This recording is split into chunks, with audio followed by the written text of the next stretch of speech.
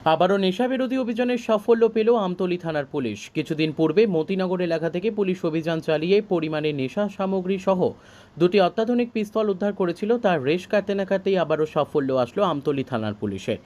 গোপন সংবাদের ভিত্তিতে মঙ্গলবার সকালে আমতলী থানার ওসি রঞ্জিত দেবনাথের নেতৃত্বে থানার সেকেন্ড অফিসার শোভারানী তেলি সহ অন্যান্য পুলিশ কর্মীরা ফুলতলি মসজিদ সংলগ্ন এলাকায় অভিযান চালিয়ে 98 গ্রাম নেশা জাতীয় ব্রাউন সুগার সহ গৌরী দেবনাথ নামে এক মহিলাকে আটক করে থানায় নিয়ে আসে।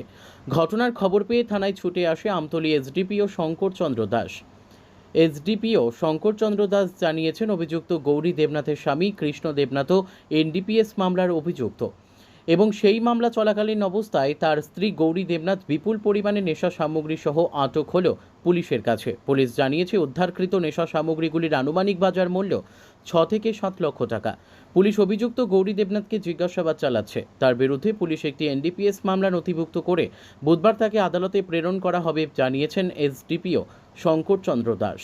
আমরা গত কয়েকদিন যাবৎ আমরা ওয়েস্ট ত্রিপুরা জেলা পুলিশ থেকে একটা বিশেষ মুহিম নেওয়া হয় অ্যান্টি ড্রাগসের ব্যাপারে স্পেশালি এবং অ্যান্টি নেশার ব্যাপারে। আপনারা দেখেছেন যে গত কয়েকদিন যাবৎ আমাদের সাব ডিভিশনেই 52 জন 53 জন করে রোজ অ্যারেস্ট হচ্ছে যারা সেবন করে বা যারা ব্যবসা করে। সবার বিরুদ্ধেই স্টার্ন অ্যাকশন আমরা নিচ্ছি আমাদের পুলিশের অথরিটির আদেশে।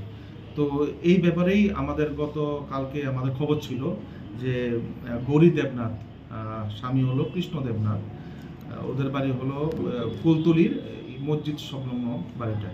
তো এইখানে কিছু এনডিপিএসের আইটেম, কিছু কন্ট্রাব্যান্ড আইটেম এসেছে।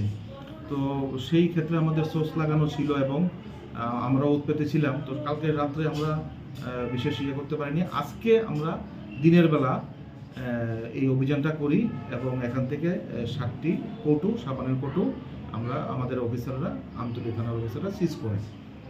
স্যার কত পরিমাণ হবে এটা? এখানে 98 গ্রাম, প্রায় 100 গ্রামের মতোই। স্যার মার্কেট ভ্যালু আছে।